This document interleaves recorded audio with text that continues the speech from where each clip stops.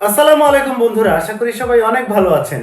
Top 3 reason যে কারণে আপনার রেজুমে রিজেক্টেড হতে পারে, আজকে আমরা তাই নিয়ে ভিডিও বানাবো।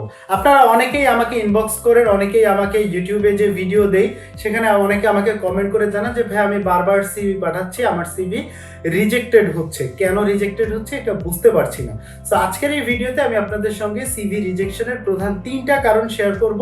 সো এই 3টা কারণ যদি আপনার রেজুমিতে থেকে থাকে তাহলে এই ব্যাপারগুলো আপনারা অবশ্যই সংশোধন করে নেবেন, এবং আমি আপনাদেরকে গ্যারান্টি দিয়ে বলতে পারি যে আপনি যদি এই ব্যাপারগুলো আপনার সিভিতে সংশোধন করে নেন, ইনশাল্লাহ ভবিষ্যতে আপনার ইন্টারভিউ কল পাওয়ার সম্ভাবনা বহুগুণে বেড়ে যাবে।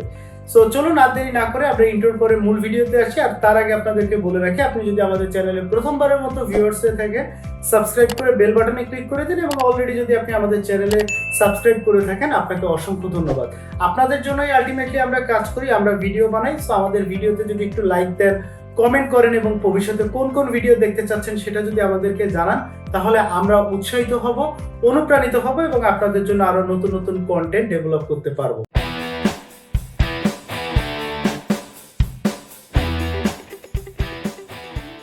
রেজুমি রিজেকশনের প্রথম কারণ হচ্ছে রেজুমিতে কালার, শেপ, শেড, কলাম এগুলো ইউজ করা। সো এগুলো নিয়ে আমরা ডিটেল ভিডিও বানিয়েছি, যেগুলো এটিএস সফটওয়্যার নিয়ে আমরা ডিটেল ভিডিও বানিয়েছি, সিভির প্রপার ফরম্যাটিং নিয়ে আমরা ভিডিও বানিয়েছি, যেগুলো হয়তো আপনারা উপরে হয়তো যে ক্যাপশনে আপনারা দেখতে পাবেন, অথবা আমি কমেন্ট বক্সে পিন করে দিব। সো আজকের এই ভিডিওতে আমি আর ওই ব্যাপারগুলো বিস্তারিত বলবো না, বাট প্রথম যে কারণটা বলবো সেটা হচ্ছে আপনার রেজুমিতে colour, shade, column, box, table এগুলো ইউজ করা।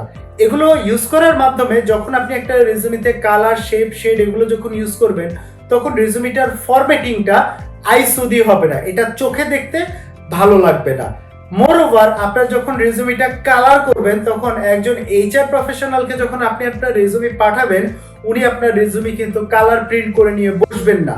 সো উনি কিন্তু স্বাভাবিকভাবে এটাকে ব্ল্যাক অ্যান্ড হোয়াইট প্রিন্ট করবেন, এবং যখন একটা কালার রেজুমিকে ব্ল্যাক অ্যান্ড হোয়াইট প্রিন্ট করা হবে, তখন ওই রেজুমিটার কিন্তু মূল সৌন্দর্যটা সম্পূর্ণ নষ্ট হয়ে যাবে, এবং এটা একটা অদ্ভুত রকমের বিচ্ছিরি রকমের দেখাবে, যেটা আপনার টোটাল ইমপ্রেশনকে ক্ষুণ্ণ করে দেবে।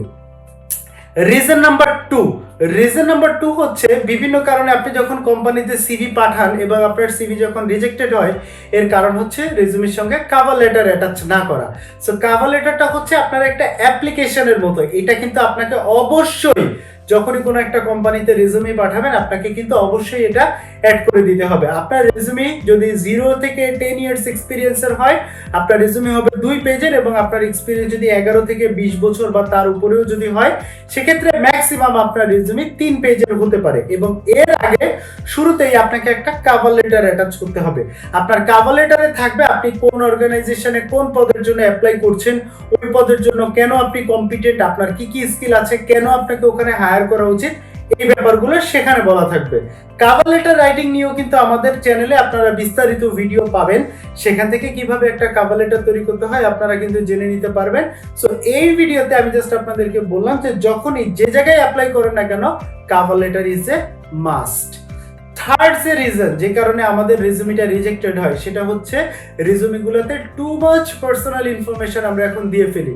আপনার পিতার নাম কি, মাতার নাম কি, গ্রামের বাড়ি কই, শহরের বাড়ি কই, আপনার হাইট কত, উইট কত, তারপরে এই যে এটাকে কি বলে যে পেটের থেকে পেছন পর্যন্ত কতটুকু হয়, হ্যাঁ, এই যে আপনার ফিগারের সাইজ, আপনার চুলের কালার, আপনার চামড়ার কালার, চোখের কালার, এগুলো রেজুমিতে কোনো প্রয়োজন নাই। সো যখনই আপনি এরকম টু মাচ পার্সোনাল ইনফরমেশন আপনার রেজুমিতে উল্লেখ করবেন, এটা কিন্তু নিয়োগকর্তার কাছে প্রচন্ড বোরিং হয়, এবং নিয়োগকর্তা কোন কাজের জন্য আসলে আপনার রেজুমিটা চাচ্ছেন, কেন আপনার রেজুমিটা তিনি ইভ্যালুয়েট করবেন, কেন আপনাকে তিনি ইন্টারভিউর জন্য কল করবেন, এই টোটাল যে রিজনিংটা কিন্তু তখন ক্লিয়ার হয় না। সো এই জিনিসগুলো সবাই মাথায় রাখবেন। সো এই 3টা হ্যাকস আপনাদের সঙ্গে শেয়ার করলাম, 3টা কারণ আপনাদের সঙ্গে শেয়ার করলাম। এই কারণগুলো যদি আপনার রেজুমিতে থেকে থাকে, রিমুভ করে ফেলুন। Too much personal information remove করে ফেলুন, কালার, শেড রিমুভ করে ফেলুন। এগুলোর পরিবর্তে একটা সিম্পল 2 পেজের content based, achievement based smart statement দিয়ে আপনার রেজুমিটা তৈরি করুন।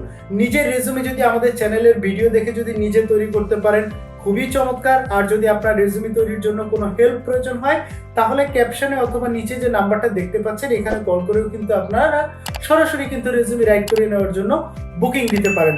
সিভি, রেজুমি, জব ইন্টারভিউ এই রিলেটেড কারো কোনো প্রশ্ন থাকলে আমাদেরকে কমেন্টে জানাতে পারেন। সবাই ভালো থাকবেন, সুস্থ থাকবেন। আল্লাহ হাফেজ, আসসালামু আলাইকুম।